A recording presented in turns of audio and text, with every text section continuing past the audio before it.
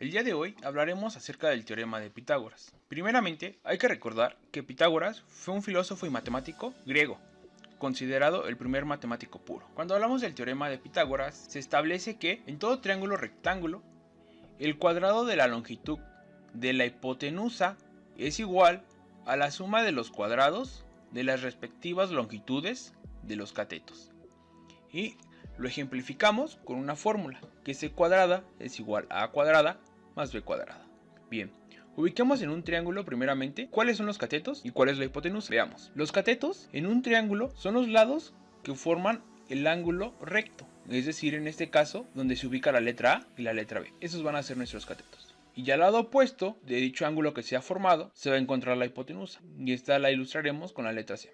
Cabe mencionar que la hipotenusa es el lado más grande de nuestro triángulo rectángulo. Bien, ahora veamos una pequeña demostración. Vamos a ilustrar un triángulo y tres cuadrados, estos con diferente medida. Hay que recordar que el lado de la hipotenusa es el de mayor longitud en nuestro triángulo rectángulo. Recordemos que el teorema establece que en todo triángulo rectángulo el cuadrado de la longitud de la hipotenusa es igual a la suma de los cuadrados de las respectivas longitudes de los catetos. Entonces, cada uno de estos cuadrados que están aquí ilustrados, el cuadrado A, el cuadrado B y el cuadrado C, tienen una medida. Tomaremos el cuadrado A y calcularemos el área de ese cuadrado. Recordemos ahora que para calcular el área de un cuadrado ocupamos la fórmula lado por lado o lado al cuadrado. Entonces, nuestro lado va a medir 3 centímetros. Sustituimos lado por lado, en este caso sería 3 por 3, es igual a 9. O bien, si ocupamos lado al cuadrado es lo mismo, 3 al cuadrado es 9. Pasamos con el siguiente cuadrado. Vamos a calcular el área del cuadrado B, lado por lado, y sustituimos. 4 por 4 es igual a 16. Igual si ocupamos la fórmula de área al cuadrado, da el mismo. 4 al cuadrado es 16. Bien, viene la parte interesante. Área del cuadrado C, lado por lado, ubicamos que es 5. 5 por 5 es 25.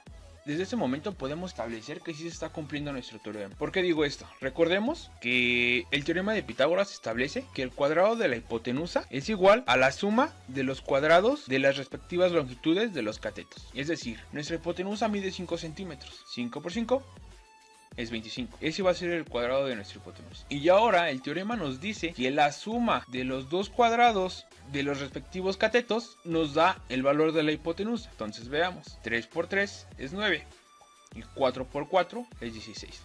Si hacemos esa suma de 16 más 9, estamos viendo que sí, efectivamente se cumple el teorema. Recordemos que el teorema establecía que c cuadrada es igual a a cuadrada más b cuadrada. El lado A medía 3, ¿ok? El lado B medía 4 y el lado C medía 5. Ubiquemos eso.